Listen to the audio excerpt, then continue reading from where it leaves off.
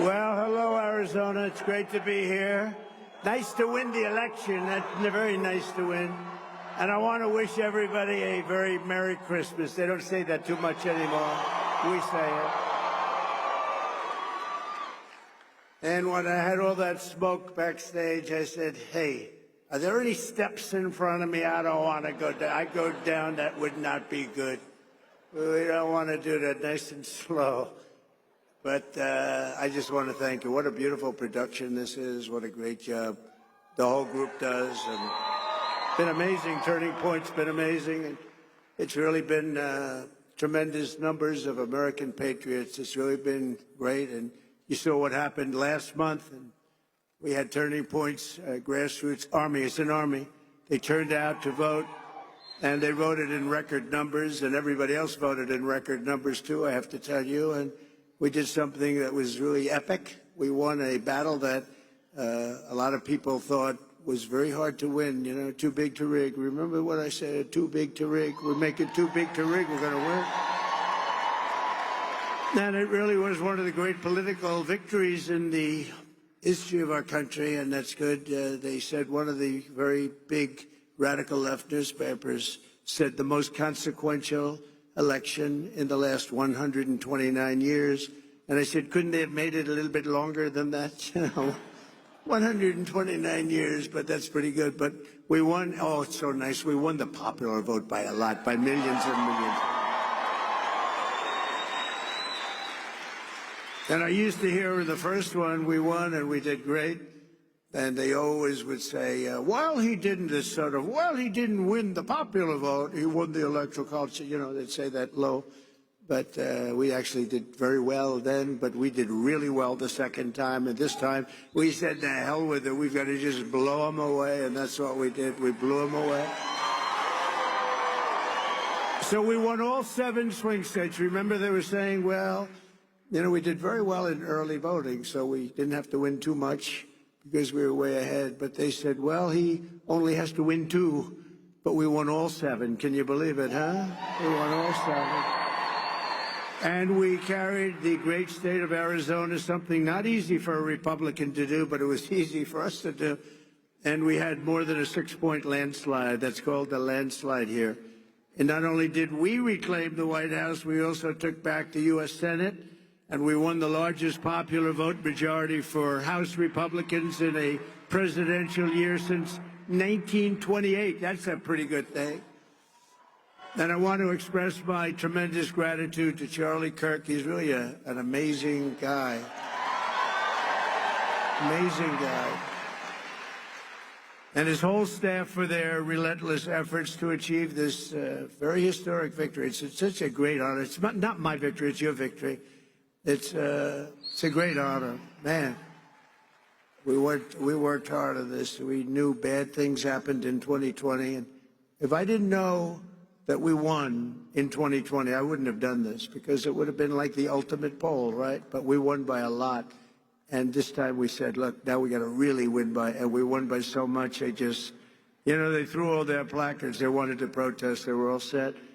And at about 9 o'clock, they said, man, this guy's killing us.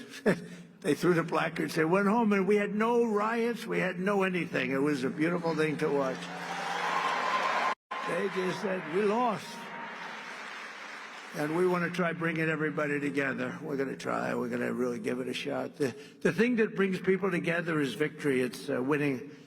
And we had that for much of my first year. We had the greatest economy in history in our first term. We can now call it a first term.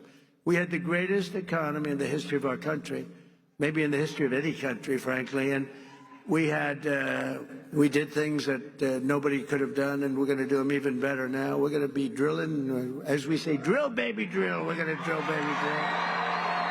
But we're going to be doing a lot more than drilling. But I also want to give a very special thanks to everyone at Turning Point Action who outworked and outsmarted, always outsmart. You gotta be smart too, and outorganized the radical left opposition. We had very strong opposition, not in terms of numbers, but I will tell you, something's happened, because that was a big defeat for them. Nobody expected the numbers. you know what happened? The pollsters went around, and whenever anyone said, it's none of your business, they say, who are you voting for? Or who did you vote for? They said, it's none of your business. And sometimes they said much tougher language than that, but I'm not going to get into that because I'll get in big trouble on the home front. And with Franklin Graham, please, sir. He says, please, sir, please don't use foul language. You speak so beautifully. You can do just as well. Actually, it doesn't work quite as well, but that's okay.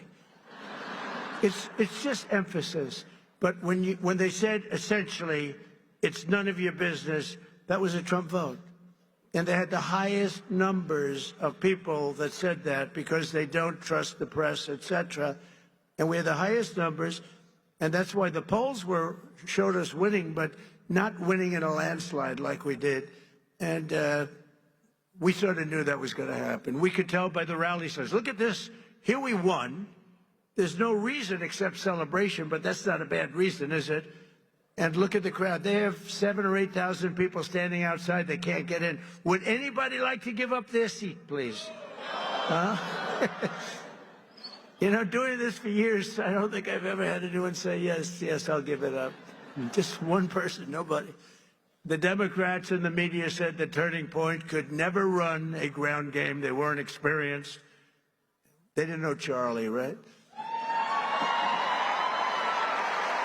But when the ballots came in, the other side really didn't know what the hell hit them. They got hit hard. The victory was such an outstanding one, such a big one. And the other side now, and we don't want this. We want people to be happy and healthy. But they did. They lost their confidence. If you watch television now, they're all befuddled. They don't know what the hell happened. They're befuddled, to use quite a nice word that my mother used to use years ago, talking about somebody that's a mess. But they did. They've lost their confidence, and hopefully they'll lose it for a long time and then come over to our side because we want to have them. We want to have them. And we're going to have some inauguration on the 20th. We're going to have something. It's going to be good. Going to be good. But something happened also in the election. All 50 states shifted toward the Republican Party, every single one of them. And together we won the largest share of African-American voters of any Republican in modern history. Actually, in history. We won more Hispanic-American votes than any Republican ever, and we won the vote. We won the Latino men. Who's a Latino man? Do we have any Latino men? Now, you're not a Latino man. Very beautiful woman, but a man you are not. Of course, nowadays, who the hell knows? But we won the Hispanic, I call Hispanic. I always said, do you like Latino or Hispanic? Let's go. Let's do a free poll. Who likes to be called Latino? Okay, that's what's always happening. Listen to this. Who likes to be called Hispanic? Not as good as usual.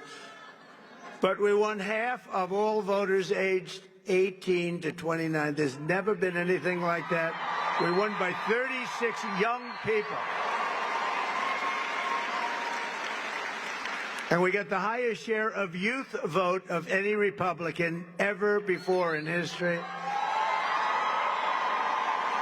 And we had great people. You know, my son Barron said, Dad, you got to see this one, that one, this one. He said he likes Joe Rogan a lot, too. He said, you got to see Joe Rogan. Dad, you got to do an interview with these people. And he is a sort of a feel for young people. I guess that's a nice thing to have when you're young. But he has a feel for it, and it was amazing. So we got the highest vote ever for a Republican candidate. We won by 36 points with young people. That never happens. A Republican loses by 36 or 40. So I'm going to have to start thinking about TikTok. I think we're going to have to start thinking. Because, you know, we did go on TikTok, and we had a great response. We had billions of views, billions and billions of views. They brought me they brought me a chart, and it was a record, and it was so beautiful to see. And as I looked at it, I said, maybe we got to keep this sucker around a little while, you know? Who wants to? Oh, look, I see Sheriff Joe. Sheriff Joe, could we use you on the border? Stand up. Sheriff Joe, look at that. He had no problems with the border. You could straighten your border out in 2 minutes. We'll put Sheriff Joe over there. And and you're looking good, Joe.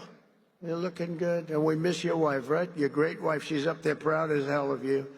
But he had no border problems. You didn't have any border problems. And we'll do that very shortly for you. We're going to have, you have a governor that doesn't know what the hell she's doing. You have people that don't know what they're doing. And we're going to change it because your border is a disaster. Your border is a disaster, what's going on. And you just have a few days to wait. We're going to be fully operational, I would say, by about 2 o'clock on the 20th. 20th of January.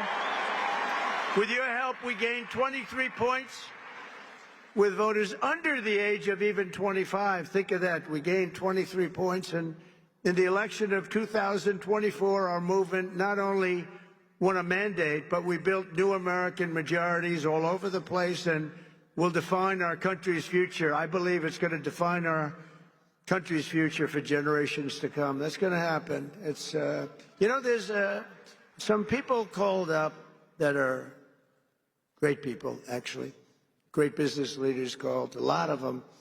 And some of them weren't exactly on my side, but they're on my side now. But they said there's a light over not only the country right now, but over the entire world. And it is happening. And we want to get some of these, wars that would have never happened, like Russia, Ukraine would have never happened. Israel would have never been attacked, would have never happened. We wouldn't have inflation. We wouldn't have had that Afghanistan horror show, that horrible, the way we left, leaving billions of dollars of equipment behind and 13 soldiers. And, you know, nobody ever mentions, and I mention because I love them, and they're all watching right now. 48 soldiers that were horrifically injured. Nobody ever, they lived, and they don't talk about them, but these are incredible warriors that were hurt so badly with the legs and the arms and the face, and hurt so badly. 48 of them. And we love you. You're listening, and we love you. We're not forgetting you.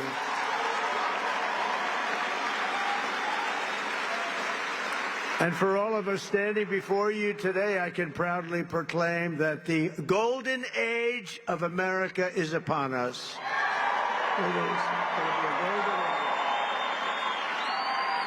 It's going to be a golden age. There's a spirit that we have now that we didn't have just a short while ago. Sadly, we didn't have. Well, who the hell can have spirit?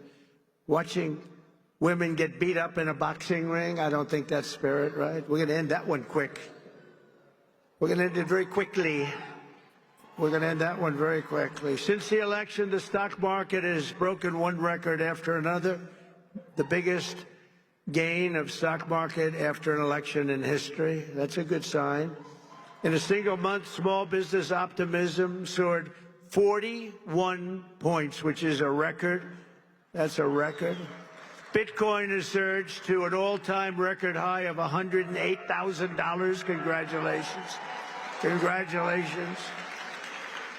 And just last week, in an overwhelming statement of confidence in our leadership, the CEO of SoftBank, a very highly respected man in Asia, Masayoshi Son, you probably saw it announced that he will be investing, and only because I won the election, he made that clear, only because he has confidence in the United States, between $100 billion and $200 billion. And he's going to be investing. It's equal to about 100,000 jobs at least. And all over the world, people are investing now. They're starting the investments, and it's going to be a beautiful thing with the jobs. But they're calling it the Trump effect because even before taking office, we're already bringing in the jobs and opportunity and safety and common sense back to the USA. We're bringing common sense back. Maybe that's the most important thing. I think common sense is the most important thing, but not only are we seeing it at home, but we're seeing it abroad as well. The European Union is suddenly talking about buying vast quantities of natural, American, beautiful natural gas. It is beautiful, and it's very inexpensive. It's a lot less expensive than windmills all over the place. A lot less expensive. But I've informed Mexico and Canada that they will have to step up and stop the illegal aliens and illegal drugs from pouring into our country. Have to stop. And that goes for the European Union, and it goes for many other places. European Union's treated us very, very badly. We have hundreds of billions of dollars with deficits. They don't take our cars. They don't take our agricultural product, but we take theirs. And they've got to be careful. They can't treat us that way. They're not going to be treating us that way for long, that I can tell you. Because we're not going to let them turn the United States into a dumping ground. We're not going to let it happen. We pay Canada in subsidies and deficits over $150 billion a year. And you say, why are we doing that? Why are we paying Canada $150 billion? Essentially, we're paying Canada, and we love Canada. I have so many friends. I love Canada. I love it. But why are we spending $150 billion on Canada? Yet Canada allows people and drugs to flood in through our northern border. You know, we have a northern border that's not doing so well either. Likewise, people are coming in from Mexico in numbers that have never, ever been seen before. We had 21 million people come in over the past 4 years. Think of that, 21 million people. And you see a lot of these people should not be here. They come from mental institutions and prisons from all over the world, not just South America. Hundreds of thousands more are racing to get across before January 20th. You got to see it.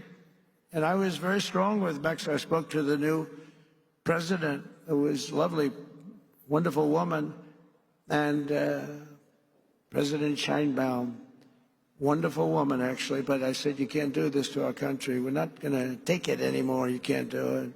But I've informed Mexico that it just cannot continue. We're not going to let it continue. The United States has lost 300,000 people a year. Think of that. I don't know. I mean, how many people, everybody you meet said, I lost my daughter, I lost my son to drugs, to fentanyl, mostly to fentanyl, but to drugs. Families are being destroyed, and we're going to stop it. We're not going to let that happen.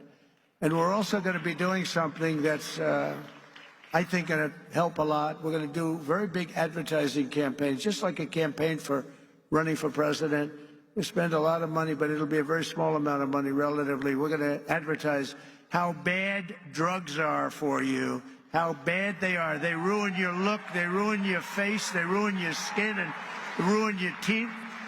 If you want to have horrible teeth, take a lot of fentanyl. If you want to have skin that looks so terrible, take fentanyl. We're going to show what these drugs are doing to you. Nobody's done that before, and we're going to do it. And that is, it's going to be like running a political campaign, just like running for president, just like we just did. We had some pretty good ads, right? We explained what these people have done, how they're destroying our country. I mean, who would let millions of people pour in from prisons and jails and mental institutions, and I always say insane asylums? You know, the press gave me a hard time because sometimes I'd use a name, Hannibal Lecter. They said, why does he mention Hannibal Lecter? That has nothing to do with it. Why would he? I mean, are they stupid? The fact is that we don't want Hannibal Lecter. You know what that is? Silence of the Lambs. We don't want Hannibal Lecter, Dr. Hannibal Lecter in our country, do we, huh? And you know what happened when they went to the voting booth? Or, unfortunately, they signed their mail-in ballot, but we got by it. We got to change all of that stuff. We got to have great, fair, confident elections. But when they went into the booth or they signed their ballot, they said, Hannibal Lecter, that's a bad guy. We don't want him here. They knew that. They didn't like that. They didn't like that I used them because it's a good It's a very good example. It's like incredible, incredible what they do. We need borders, we need fair elections, and we need a free and fair press. And we're going to try getting all of them. As another example of the things we're doing and looking at, it's such a terrible thing is happening. The Panama Canal is considered a vital national asset for the United States of America due to its critical role, American economy, the whole world economy, and also national security. The Panama Canal. Has anyone ever heard of the Panama Canal? Huh? Because we're being ripped off at the Panama Canal like we're being ripped off everywhere else. A secure, he just said, take it back. That's a good idea. Where do you come from, sir? He doesn't come from Panama. Oh, yeah, good. A secure Panama Canal is crucial for U.S. commerce and rapid deployment of the Navy from the Atlantic all the way to the Pacific. It's an incredible thing, and drastically cut shipping times down to U.S. ports by days and even weeks. The United States is the #1 user of the Panama Canal, with over 72% of all transits heading to or from U.S. ports. Think of that. So we built it. We're the ones that use it. They gave it away. Considered one of the one of the great wonders of the world. The Panama Canal opened for business 110 years ago and was built at huge cost to the United States, and it really is big when you consider the lives and the treasure, the equivalent of $1.2 trillion today. You don't hear those numbers. 38,000 American men, almost all men, they went there to be construction workers and dig. They were diggers, and they were brave. 38,000 men died from infected mosquitoes in the jungles of Panama during the construction period. Think of that. We lost 38,000 men. Teddy Roosevelt was president of the United States at the time of its building and understood the strength of naval power and trade. When President Jimmy Carter foolishly gave it away for $1. During his term in office, it was solely for Panama to manage and not for China or any other country to manage. You see what's going on there? China.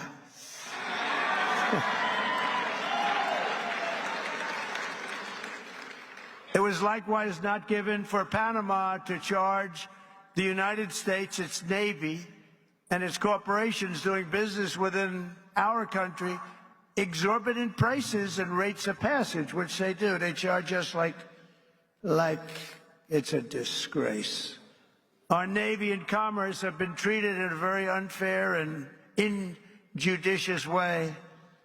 The fees being charged by Panama are ridiculous, highly unfair, especially knowing the extraordinary generosity that has been bestowed to Panama, I say very foolishly, by the United States. This complete ripoff of our country will immediately stop. It's going to stop. The United States has a big and vested interest in the secure, efficient, and reliable operation of the Panama Canal.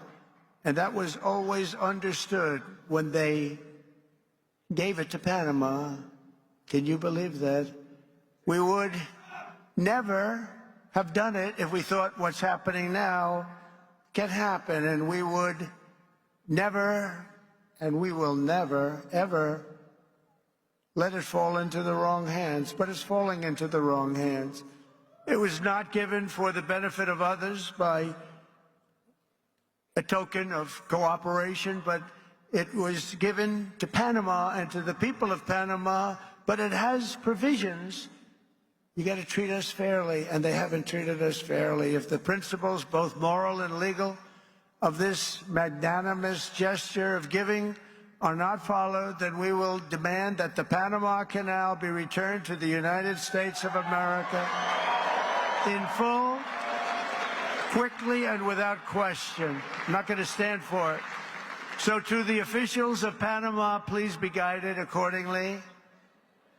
William McKinley, the 25th President of the United States, was because of the vast sums of money that he brought into our country, the person really who got us the money that President Theodore Roosevelt used to build the Panama Canal and a lot of other things. McKinley was a very good, maybe a great president.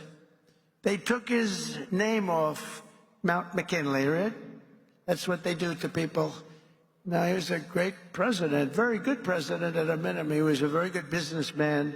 He was a businessman, then a governor, very successful businessman, and then he ran for president, and he won. And he was able to use business principles, and he was a strong believer in tariffs. And we were actually probably wealthiest of any time, relatively speaking, at any point in the history of our country.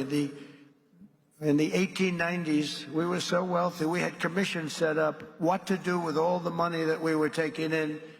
We had no income tax. We only had tariffs. I consider that to be the most beautiful word in the dictionary.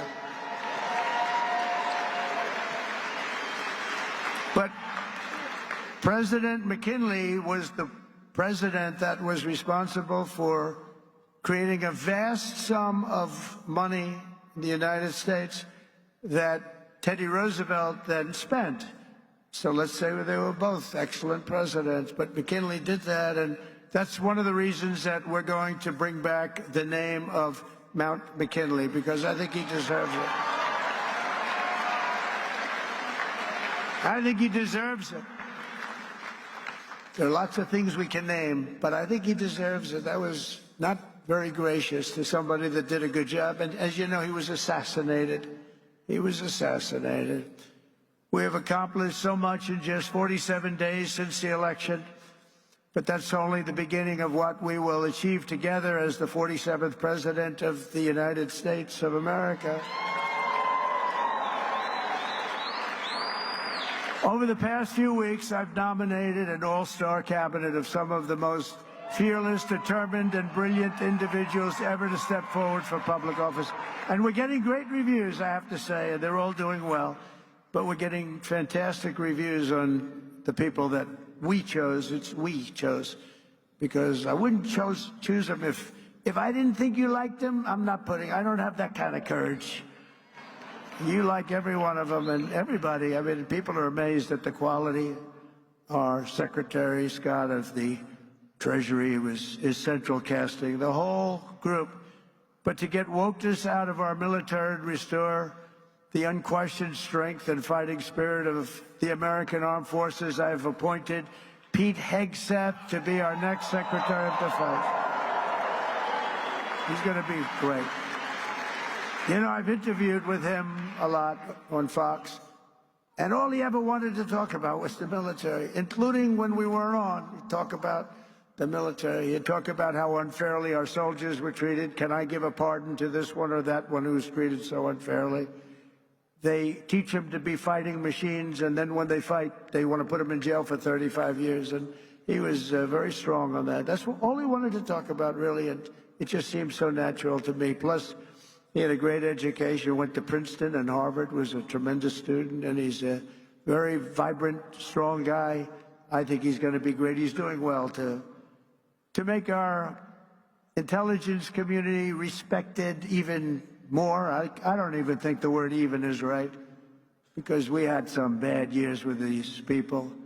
But we're going to do something. We're going to stop looking at all of these horrible foreign wars that we've gotten ourselves through stupidity. We're in wars at countries that nobody ever even heard of before.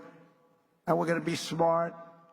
We're going to be guided by strength. We're going to have peace through strength like we had. I had no wars other than I wiped out ISIS.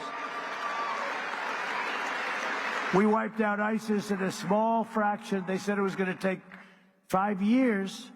It took 4 weeks. We have a great military, not the ones you see on television, the real generals, but I've nominated Tulsi Gabbard as our Director of National Intelligence,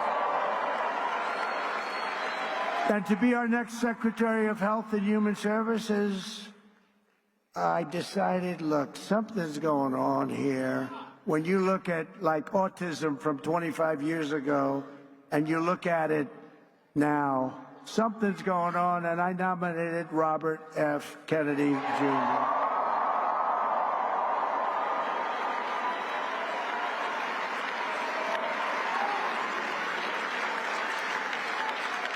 Think of it. Think of this.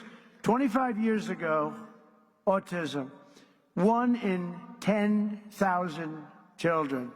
Today, it's 1 in 36 children. Is something wrong? I think so. And Robert and I and all, we're going to figure it out. But did you ever hear numbers like that? Something's wrong. Something's wrong. Likewise, there's been a 25% increase in childhood cancer and a staggering increase in chronic diseases. So together we're going to make America healthy again. We're going to make America healthy again. Something's happening. Something bad is happening. And to end the weaponization of law enforcement and restore fair, equal, and impartial justice, we will have an outstanding new Attorney General in Pam Bondi. She's fantastic. She is fantastic. Known her a long time. And I'm very pleased to report that Christopher Wray is on his way out. He's resigned.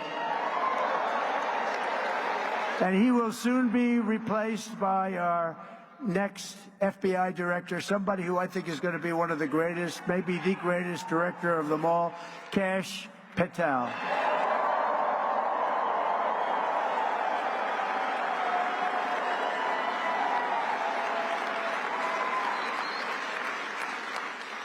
I campaigned on an agenda of delivering profound change to Washington, and last month the American people voted for change like they've never voted before, and in overwhelming numbers that nobody saw coming. I saw coming, because I think we all saw coming. When you went to the rallies, you saw that. We'd have, like we had in New Jersey, 107,000 people, and they'd go out the next day and they'd have 30 people, maybe 40 if they were lucky.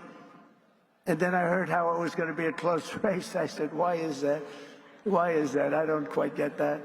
But now the Republican Senate majority is working very hard to confirm my nominees, and we appreciate it. And with the help of this dream team cabinet, and we have so many others I won't bother mentioning, but you know every one of them, we're going to embark on the most exciting and successful period of reform and renewal in all of American history. We're going to do something that's going to be really, really special. You're going to be so happy. And as you know, I made a series of big day one promises in my campaign. You know them just as well as I do. And 29 days from now, I intend to keep those promises to the American people. And just as we did 4 years ago, my administration will live by the motto, promises made, promises kept. We did keep our promises.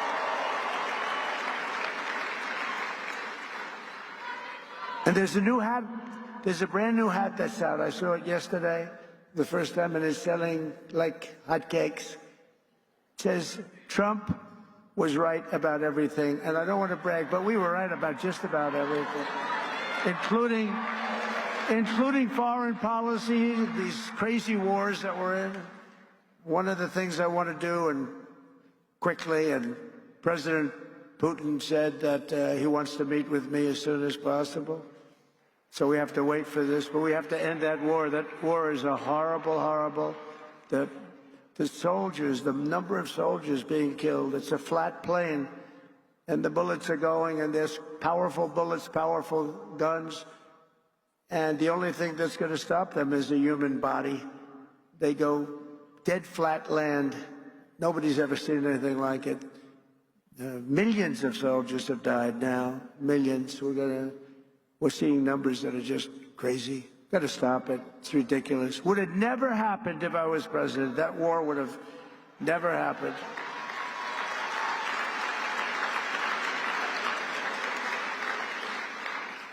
And October 7th, Israel would have never happened either. So much our country would be so different and the world would be so different. But it's not. So we have to make it great. We're going to make it great. We're going to do it as quickly as we can. On my first day back in the Oval Office, I will sign a historic slate of executive orders to close our border to illegal aliens and stop the invasion of our country. And on that same day, we will begin the largest deportation operation in American history, larger even than that of President Dwight D. Eisenhower. And as part of Operation Aurora, you know all about Aurora, how horrible that's been. Every single foreign gang and illegal alien member, all of this criminal network operating on American soil will be dismantled, deported, and destroyed. Going to get them out. Think of it. They sent their gang members to us. Busload after busload. We had an open border. They're gang members. They're drug dealers. They're drug addicts. People that were sick. People that were healthy and strong. What the hell was that? You get the little yips up here every once in a while. I wonder why. That was a strange sound. I've heard some very strange sounds. Every foreign gang member will be expelled, and I will immediately designate the cartels as foreign terrorist organizations. We're going to do it immediately. And we'll unleash the full power of federal law enforcement, ICE, Border Patrol. How good is, by the way, how good is Tom Homan, right?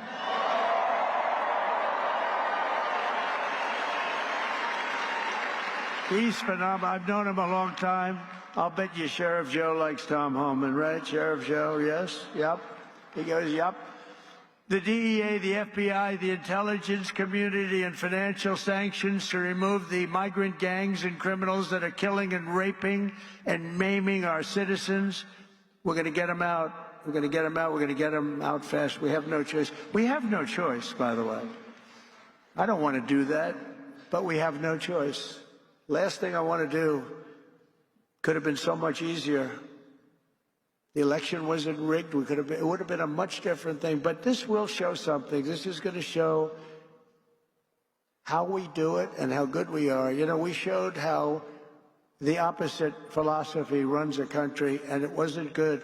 They had an approval rating today of 14%. Nobody's ever had an approval rating of 14. That's the lowest approval rating. And we're going to have a very high, in fact, we already have a very high approval rating. We're way up, way up, higher than almost anybody, higher than anybody as of this morning. We will end the occupation, and January 20th will truly be Liberation Day in America. Is that okay? Liberation Day.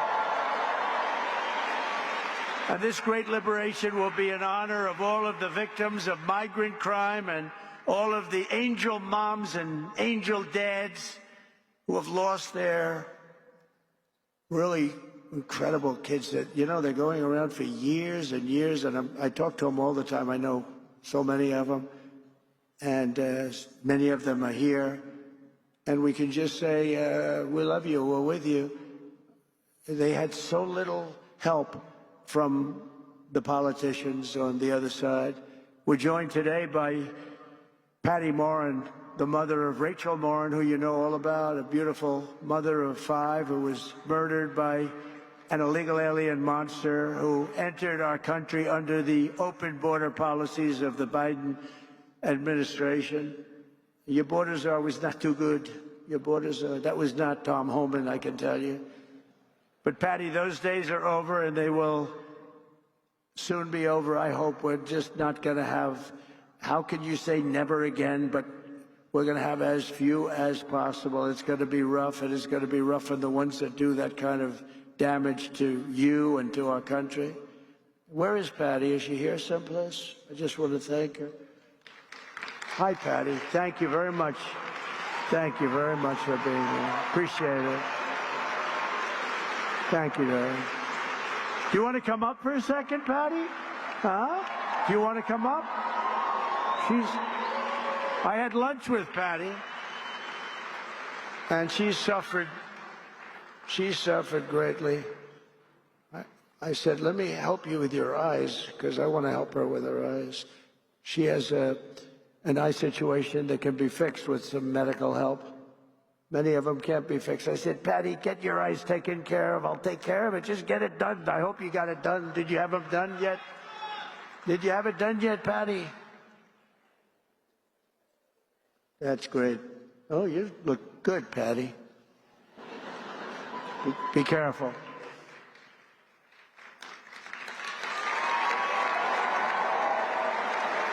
Did you have your eyes done yet, Patty?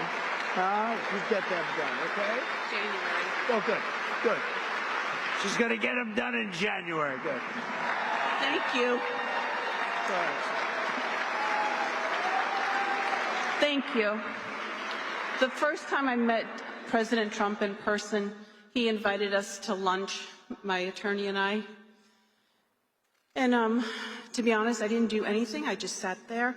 I didn't really speak because I wanted to watch the man and listen to what he had to say and what his conversation was like, because I knew he wasn't a politician, but I knew that he had been president before, and I wanted to see if he was a real, authentic man who actually cared for the American people. And so I watched him. I watched how he interacted. I also watched how much his staff really respected him and how much his staff loved working for him. But the thing that changed the way that I looked at him as a person was I realized that he was a dad, that he was a grandfather, and when you spoke to him, you could see in his eyes that he genuinely cared about his fellow human being. But the thing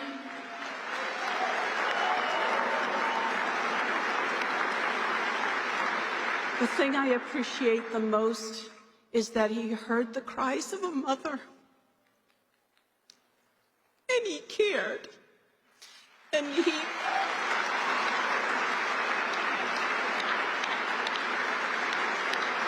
made a promise that he was going to protect us and that he was going to help us. And that's all you can ask from your president, but also just from a fellow human being. And so I personally, I am so honored to know this man and to think of you as a friend.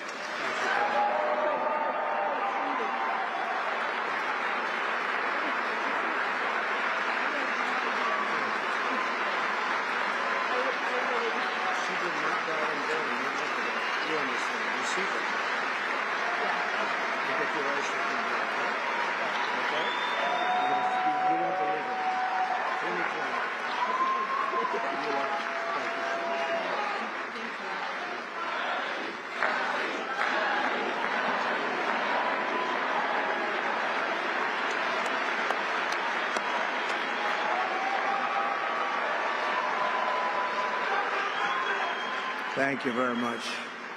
She's been through hell.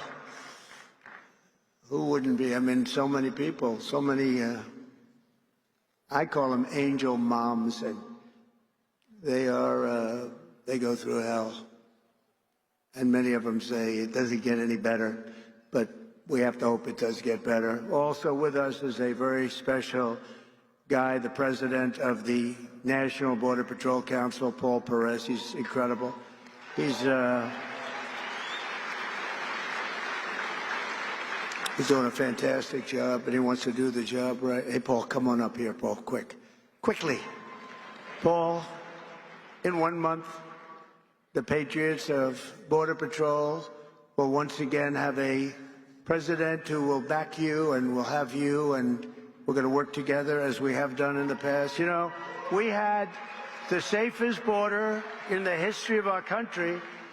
And you remember the famous sign that I pulled down? That sign was about how good the border was. I haven't used that sign much lately. Well, we won, so I guess I don't have to use it, but we really do have to use it, because the fact is that we have to have strong, safe borders, and we have to have men like this, and women who are doing an unbelievable job. I've gotten to know a lot of them. I'll tell you what, they're tougher than I am. I don't want to mess with them, right? But this man has done as the head, and also replacing a very good guy. We know that, right? And he's going to have a good life. I hope he's going to, because he was a very special guy, and you're a very special guy. Say a few words, please, Paul. I mean, we're back. America is back. The strength and security that Donald Trump brings to the White House is what we've needed. He's done it before. He's going to do it again. We're going to make all of these communities safe. And like Tom Homan said, if you're not going to help, get the hell out of the way. Donald Trump is by far the best president in the history of this country, and he's going to show everybody exactly why. Thank you.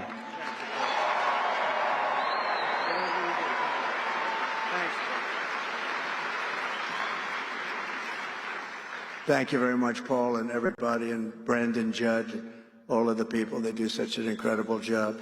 We're also pleased to be joined by a man who just also, we really did well in Texas. And I heard Ted's speech. And he can come up and speak more if he wants, or he can just, you know, Ted's going to be going to a big event in a little while. Where's Ted Cruz? Is he here? He's here someplace. Ted? Ted? Oh, he's in trouble. Oh, he's in trouble. No, he was here. Oh, good.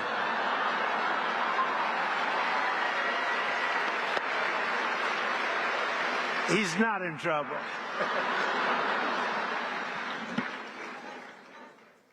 Keep Texas, Texas. Amen. And I've got to say, this election has given President Donald J. Trump, a Republican Senate and a Republican House, a clear mandate to deliver on our promises.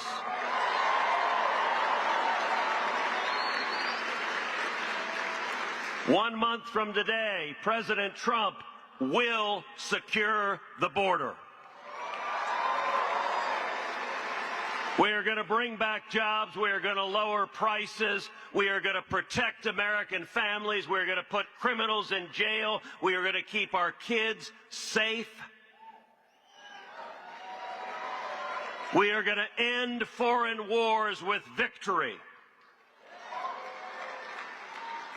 And I'll tell you, Mr. President, the results of this election, 7 battleground states, you won all 7.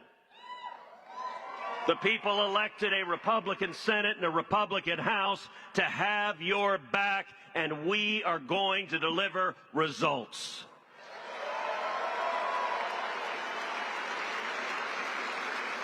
And if I can speak parochially for a minute, one of the most consequential things that happened in this race in Texas, you won profoundly in Texas, and both you and I won a majority of Hispanic votes in the great state of Texas.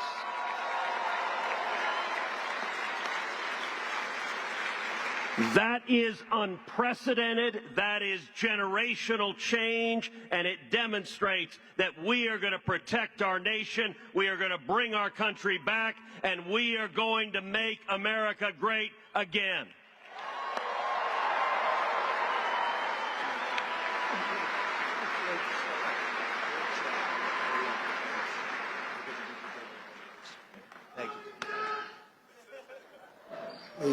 He's actually a great guy. Was really out there working. Oh, I'm so glad he was here. Oh, that was an amazing moment. But we want to thank him. He had a great race and did a fantastic job against like 250 million spent against him. But Texas was very special, and it will remain very special. It's doing really excellent people, great people.